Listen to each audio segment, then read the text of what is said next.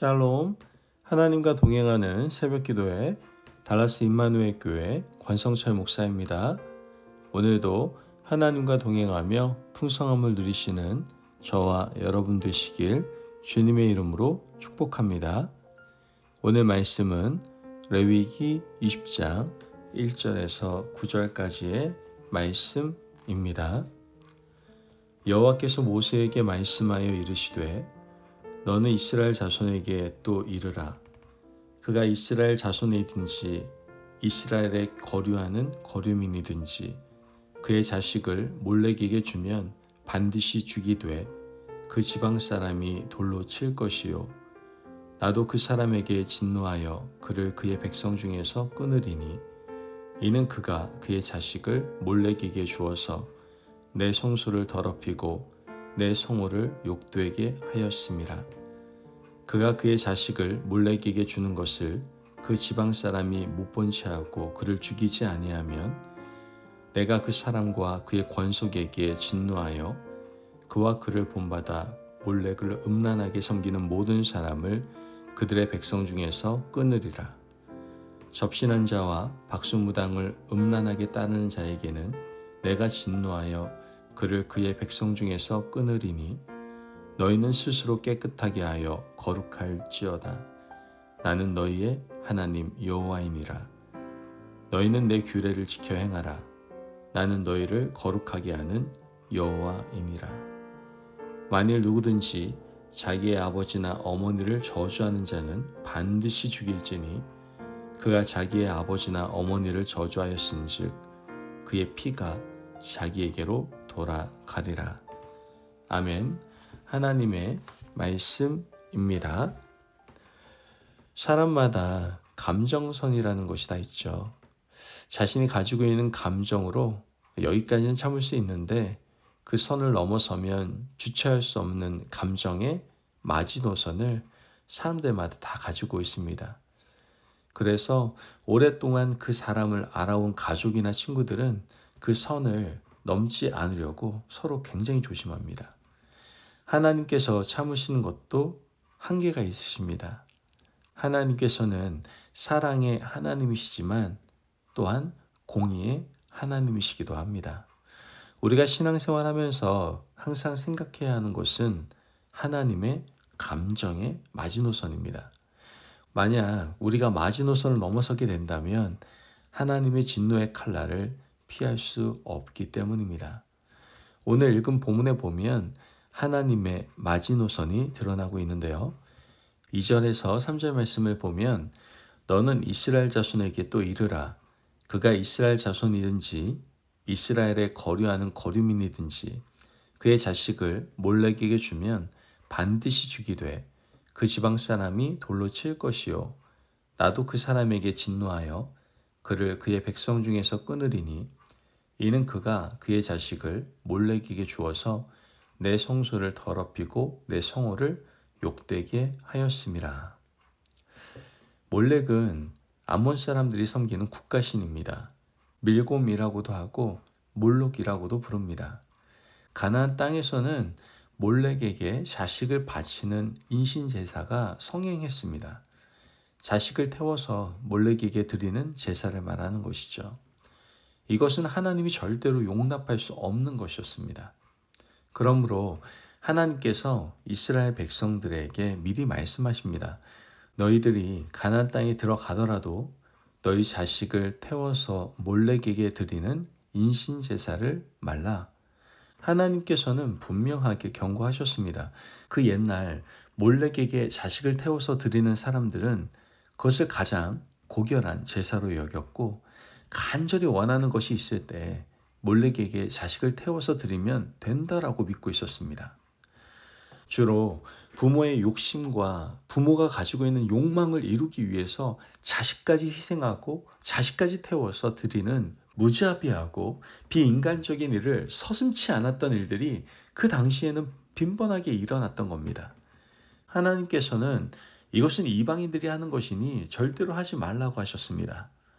요즘은 똑같이 하지는 않지만 사실 문화적으로 보면 우리도 이런 범죄에 속하는 일들을 자주 행하고 있습니다. 자식을 자기의 소유물이라고 생각하고 자신의 것이라고 생각하기 때문에 자식들을 마음대로 하려고 하는 부모들이 너무나도 많습니다. 자식이 원하지 않는 학교에 진학을 시키고 자식이 원하지도 않는 직업을 가지라고 강요하는 부모가 있습니다.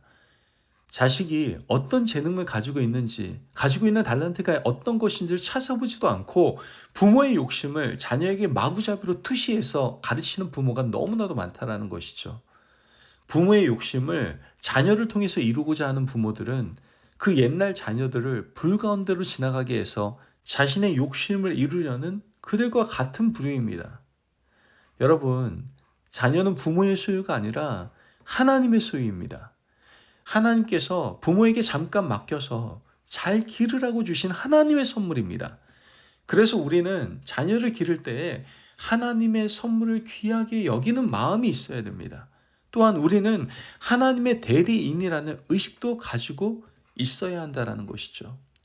기르다 보면 소유욕이 생기고 키우다 보면 내 것이라는 애착이 생기기 때문에 자녀에게 함부로 하게 되는 겁니다. 그러나 그때마다 오늘 이 말씀을 기억하시고 자식은 내 것이 아니고 하나님의 소유임을 기억하시기를 바랍니다. 생각이 여기에까지 미치면 우리는 자유를 얻게 됩니다. 자녀 양육에서 가장 큰 문제가 경제적인 부분 아닙니까? 자녀는 하나님께서 주셨고 우리는 그분의 대리인으로 자녀를 기르는 것이기 때문에 경제적인 문제가 큰 문제가 아닙니다.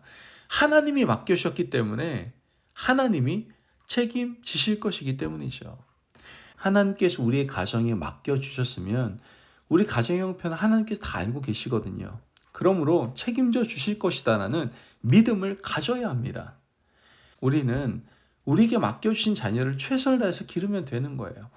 뭔가 남들처럼 해보려고 우리가 욕심을 내고 노력하다 보면 무리수를 두게 되어 있습니다. 하나님이 우리 가정에 주신 형편대로 우린 자녀를 기르면 되는 거예요. 남들처럼 물질적으로 많이 해주지 못해도 하나님이 우리 가정에 맡겨주셨다는 믿음으로 기도와 말씀으로 기르면 된다는 것이죠. 그런데 그렇게 하지 못하기 때문에 문제들이 생기는 겁니다.